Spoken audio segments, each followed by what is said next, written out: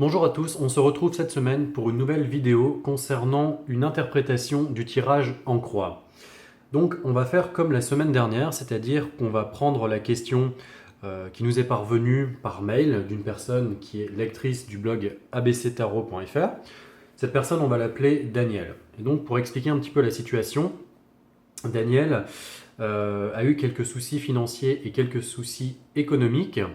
Et donc, il est retourné vivre chez ses parents. Donc, c'est une situation qu'il vit assez mal, qui est pour lui difficile. Et il voudrait savoir s'il va connaître un déménagement au cours de cette année 2016 ou bien si au contraire, il va continuer à rester chez ses parents. Donc ça, c'est notre question de base, c'est notre question initiale. Et on va utiliser le tirage en croix qui va permettre de répondre parfaitement à cette question. Donc on va faire comme la semaine dernière. On va utiliser notre jeu de tarot de Marseille avec uniquement les arcanes majeures et on va ensuite faire un tirage puis une interprétation et voir ensemble les différents éléments qu'on peut dégager sur la question initiale de Daniel. Donc ça peut être des éléments positifs ou bien des éléments négatifs, mais dans tous les cas de figure, on va voir ce qu'on peut capter et les différentes informations qu'on peut ressortir. Donc, pour démarrer le tirage en croix, on va faire comme d'habitude, c'est-à-dire sans surprise. On va prendre un jeu de cartes du tarot de Marseille, on va garder uniquement les 22 arcanes majeures et on va se concentrer sur la question initiale de Daniel. Donc, est-ce que Daniel va connaître un déménagement au cours de cette année? Donc, je vais me concentrer intérieurement sur la question tout en mélangeant les cartes qui sont devant moi, de manière plus ou moins abondante, toujours bien évidemment face cachée. Ensuite, on va les étaler devant soi. Voilà, j'espère que vous le voyez bien à la vidéo.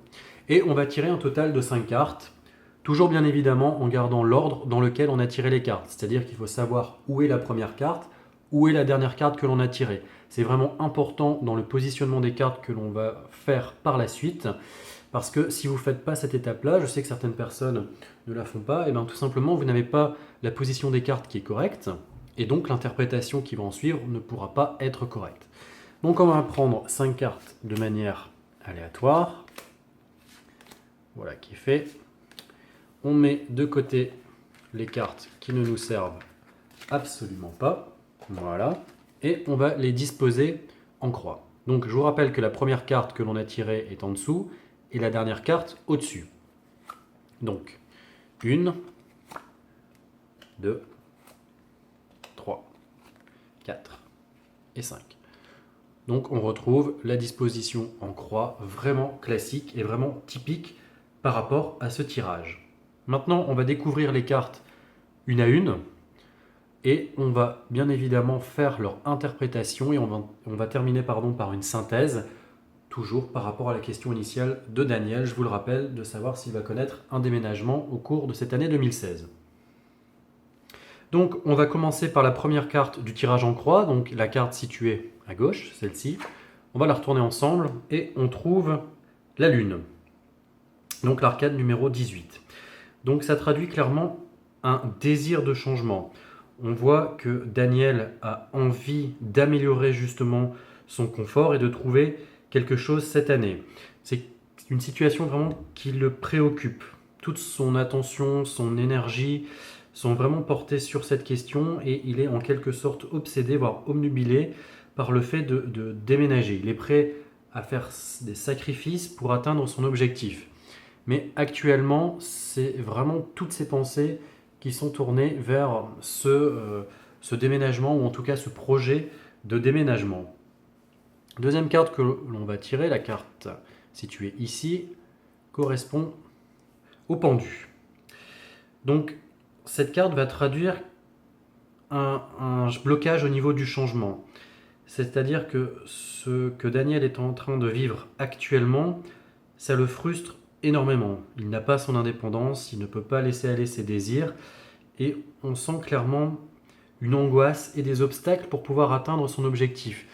Mais ça va plutôt être des obstacles que Daniel va se fixer lui-même.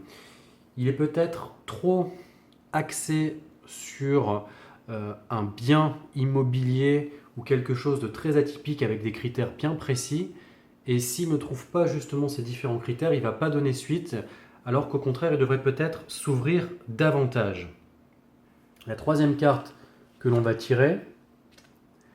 Donc ça correspond à la carte du mat.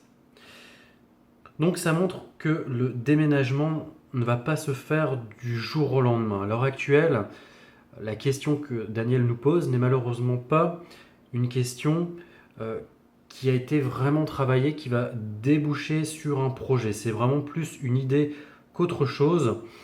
Et ça traduit vraiment une certaine instabilité autour de ce déménagement, une forme d'immobilisme.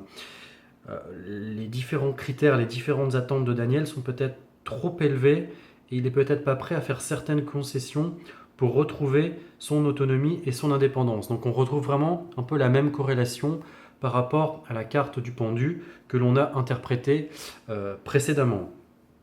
Ensuite, la quatrième carte que l'on découvre, la carte de l'étoile. Donc ça va traduire un manque de dynamisme, vraiment une situation stagnante avec du retard. On voit que l'envie de déménager est forte chez Daniel, mais qu'actuellement il y a beaucoup trop de contraintes, beaucoup trop de questions, beaucoup trop d'incertitudes, et on va dire que la situation ne va pas être positive au changement. Au contraire, on voit plutôt Daniel toujours dans cette situation au cours de l'année 2016. Donc la dernière carte pour la synthèse, donc là on découvre la carte de l'empereur. Ça confirme tout simplement un peu le ressenti des autres cartes que l'on a eu autour, ce qui est tout à fait normal lorsque l'on a un tirage de cartes cohérent. On est dans une situation floue, avec une envie de changer, mais basée finalement sur des conditions qui ne sont pas vraiment saines, avec des choix ou des non-choix que Daniel ne fait pas ou doit faire par rapport à son style de vie. Ça veut dire que déménager, ça correspond à vraiment un changement radical de situation, avec des sacrifices financiers, des sacrifices qui peuvent se traduire de manière importante par rapport à cette situation actuelle. Mais s'il veut vraiment couper le cordon familial, c'est-à-dire ne plus vivre chez ses parents, il doit faire des sacrifices. C'est indispensable pour son autonomie.